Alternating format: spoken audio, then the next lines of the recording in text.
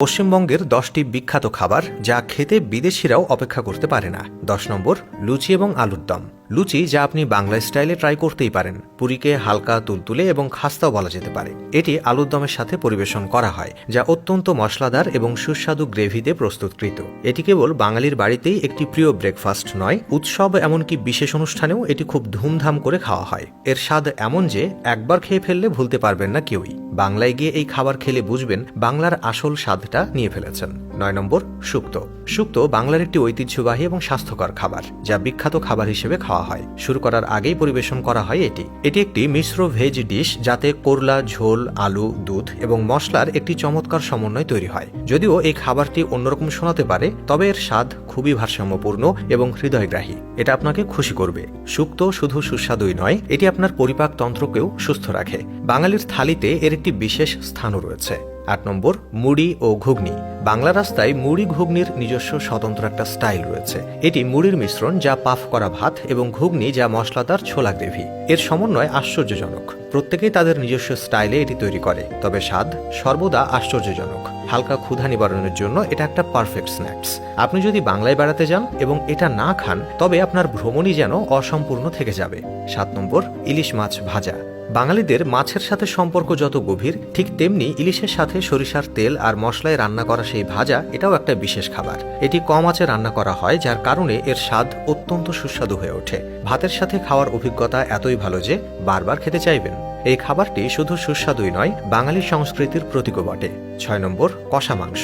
কষা মাংস বাংলার সবচেয়ে বিখ্যাত খাবারের মধ্যে একটি। এই মশলাদার মাটন তরকারিটি এর সুস্বাদু স্বাদ নিশ্চিত করতে ঘন্টার পর ঘন্টা কম আঁচে রান্না করা হয়। এটি ভাত বা লুচির সাথে পরিবেশন করা হয় এবং এর স্বাদ এমনই যে এটি সবারই পছন্দ আর প্রিয় হয়ে ওঠে। এই খাবারটি অবশ্যই বিশেষ অনুষ্ঠান এবং পারিবারিক ভোজের জন্য প্রস্তুত করা হয়। 5 নম্বর, চিংড়ি মালাইকারি। এটি চিংড়ি অর্থাৎ ছাঁটাই এবং নারকেল দুধের মিশ্রণ। বাংলার সবচেয়ে ধনী ও প্রিয় খাবার হিসেবে এটি বিবেচ্য। এটি বিশেষ মশলা দিয়ে রান্না করা হয়, যা এটিকে আরও সুস্বাদু করে তোলে। এটি উৎসব এবং বিশেষ অনুষ্ঠানের সময় পরিবেশন করা হয়। এর স্বাদ এতই ভালো যে খাওয়ার পর সেটা ভুলতে পারবেন না অনেক দিনই। 4 নম্বরে রয়েছে রসগোল্লা। বাঙালির মিষ্টির কথা বললে রসগোল্লার নাম না আসা সম্ভব নয়। সাদা, কোমল ও তুলতুলে রসালো এই মিষ্টি ছানা থেকে তৈরি হয়। রসগোল্লার মধ্য দিয়ে পাবেন বাংলার এক অনন্য পরিচয়। এটি চিনির সেরাতে ডুবিয়ে পরিবেশন করা হয়। এই মিষ্টিটি প্রতিটি বাঙালি বাড়িতে ভালোবাসা এবং গর্বের সাথে পরিবেশন করা হয়। 3 নম্বর, মিষ্টি দই। মিষ্টি দই বাংলার সবচেয়ে প্রিয় খাবারের মধ্যে একটি। এটি এতটাই সমৃদ্ধ এবং স্বাদে ভারসাম্যপূর্ণ যে এটি প্রতিটি বিশেষ অনুষ্ঠানেই পরিবেশন করা হয়।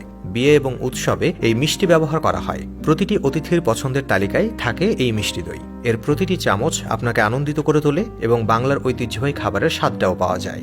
2 নম্বর, পাটিসাপটা।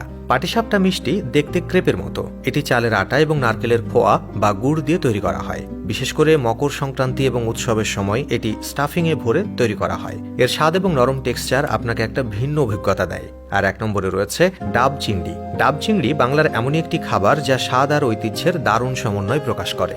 এটি নারকেলের ভেতরে ছাঁটাই এবং মশলা দিয়ে ভরা হয় আর কম আঁচে রান্না করা হয়। নারকেলের গন্ধ এবং মশলার অনন্য সমন্বয় এটিকে আরও সুস্বাদু করে তোলে। এই খাবারটি বিশেষ উপলক্ষে তৈরি করা হয় এবং বাঙালি খাবারের আশ্চর্য প্রতিফলন ঘটে। আপনি যদি বাংলায় থাকেন এবং এই খাবারটি না খেয়ে থাকেন, তবে আপনার যাত্রা অসম্পূর্ণ। তো দর্শক, এই ছিল ভিডিও। কেমন লাগলো সেটা কমেন্টে জানাতে অবশ্যই ভুলবেন না। Thanks for watching.